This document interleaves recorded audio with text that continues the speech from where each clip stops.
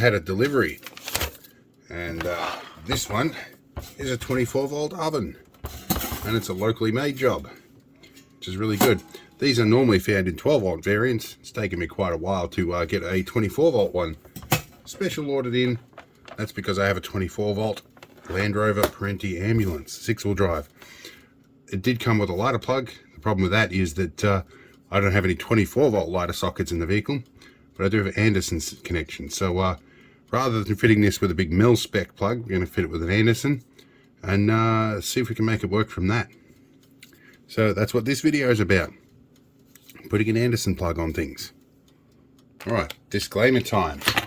Now, I'm a bit crusty because I'm still recovering from the flu, so deal with me if I sound a bit odd.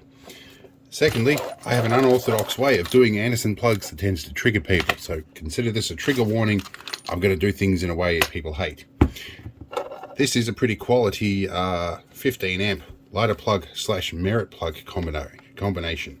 If you haven't seen these ones with a red tip, that is so that you can plug them into a merit plug, also known as an accessory socket.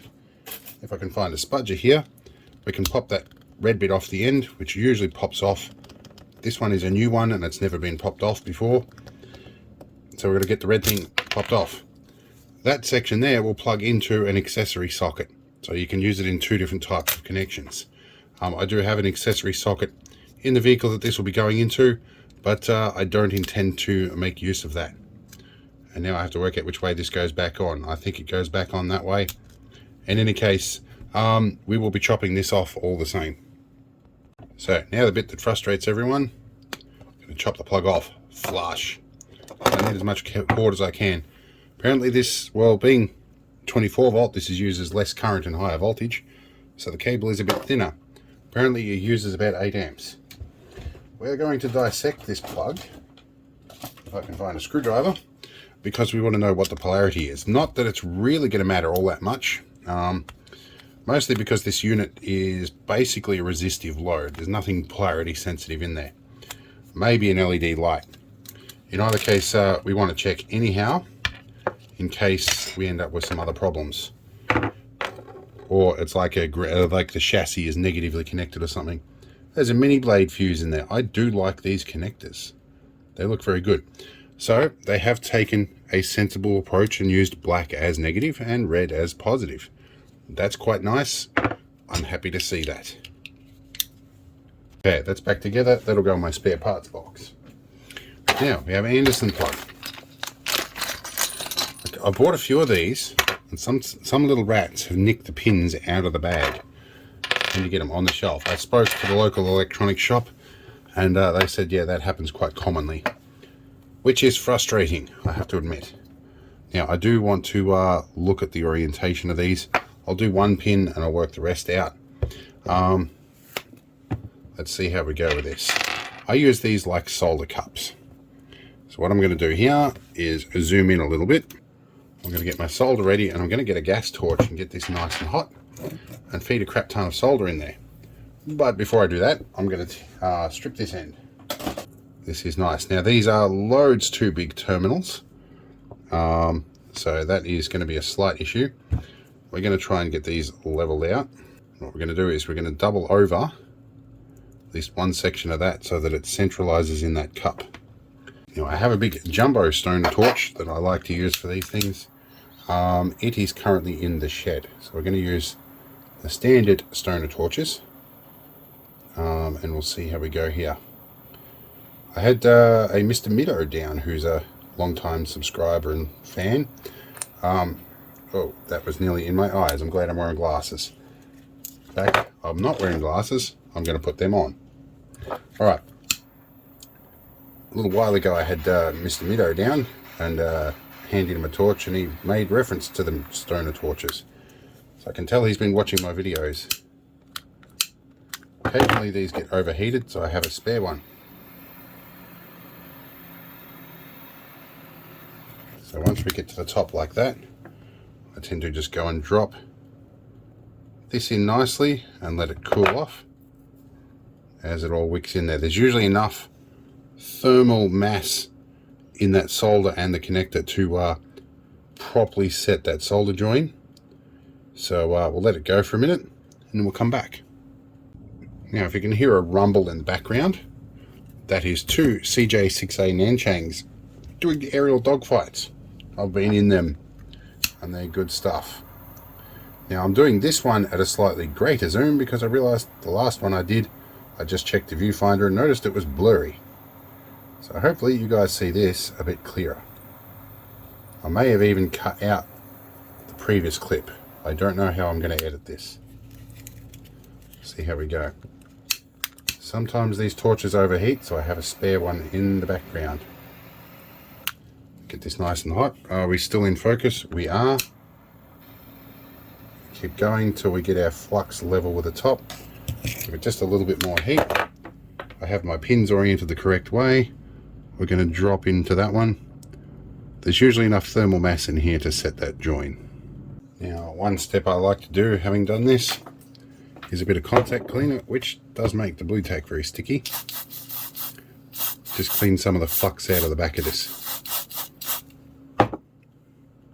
Now, when things are properly cooled down, if you get a big bowl of blue tack here, you can just dab that on here. I get a lot of questions about blue tack. I should actually seek them for sponsorship, but let me get a packet and show you what I mean.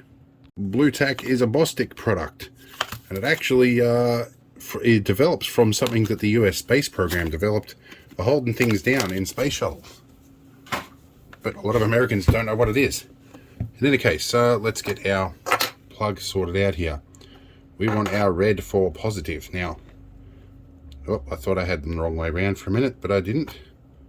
Now, I need to make sure that these little ledges here face upwards towards the markers on there so they clip in properly. So that should be the correct way to put them in, being as they've got a nice chunk of solder in here. That should just pop straight in and clip on there. Hopefully this one is oriented correctly as well. We'll find out. Is it guiding in there? It looks like it's on the ledge. Feels like that's gone in. So we have an Anderson plug. That'll be interesting. Now, do I have red in the positive? I do. And black in the negative. I'm going to get the multimeter and see if this thing is grounded to negative. Alright, I'm going to turn on my test panel over the back here. We have some continuity beepers. Let's shove this on the negative terminal. Is that on the negative? It is. So, it is negative grounded. I wonder if it's a resistive load and it's on. Okay, so there is potential across the positive when it's turned on. If I wind this round to off, that should go away because the resistive load is disconnected. Okay, handy to know, so that if you did have some sort of short circuit event, there is potential for a small amount of current to be available through this. That will be, I'm going to measure how many ohms and I can do the maths. So we're looking like 13.5 ohms. Now, speaking of fuses, it's not escaped me that I probably need an 8 amp fuse in here. I will get an inline one and install that at a later date. I just want to test this thing in the field before I install it. So yes, there will be a fuse going in here. Yeah, alright guys, you made me nervous. I went and put a fuse in line with it. It's a temporary one. I'll put a proper one in later. But at least I'm not going to set fire to something. So you can stop making comments about it. Alright, and now we're outside. We're going to cook something. I don't have a dedicated spot for this yet. I'm not sure if I'm going to raise that up and make an alcove under that, or whether I'm going to raise the fridge up and do that. I'm not sure. Probably this side because that's where our 24 volt is. And our boiling vessel and stuff. It'll make hooking connections up a lot easier. Anyway, I'm going to warm this up. I've just plugged it in. Set it for 180. We're going to wind this up. Our light comes on. We'll see if it gets warm. I'd expect to feel some level of warmth in the next few minutes in there. We're going to let that warm up for a bit, and we might chuck some pizza in. Alright, so I have 720 watts, or rather, what are they? I think they're 340 watt panels up there, so 680 watts, something like that, in a 90 volt string. It's in afternoon sun at the moment, so we're getting about 4 amps in. The batteries were already largely charged, so they're sitting at 26.3 volts. and the panels are starting to increase their output. So that would make sense that we're getting about 6 or 7 amps out of the panels. All right, I've left it sit for a bit, about 15 minutes or so. The door seems warm. It's definitely warm in there. I've got some pizza slices.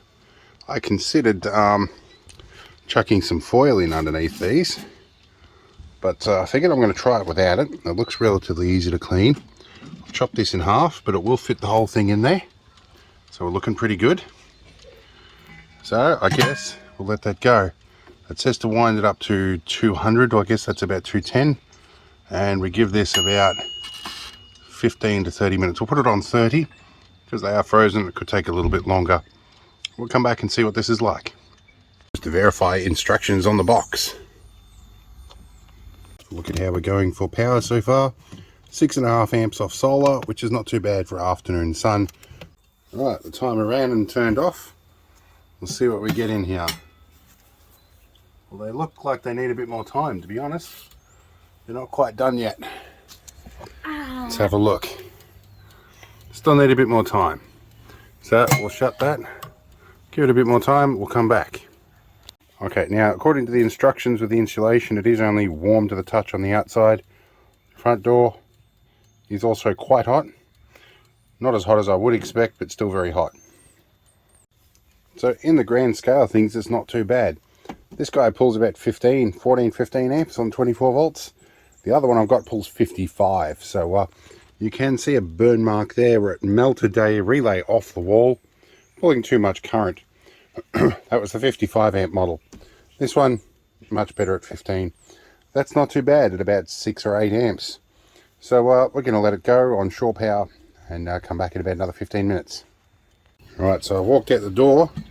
I was instantly met with smoky smell. I think there's some cheese on the bottom. Let's have a look. These look a lot better. Let's see, can I pull this tray out? Let's see. Yeah, foil would have been the way to go.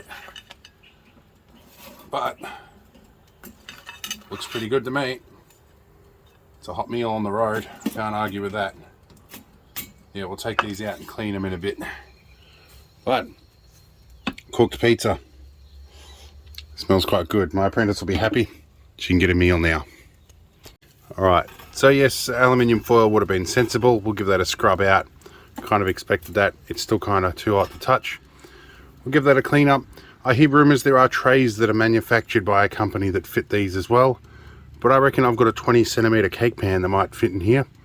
I'll give this a scrub out. Oh, we'll put that in the off position there. I'll give it a scrub out and we'll see how things go.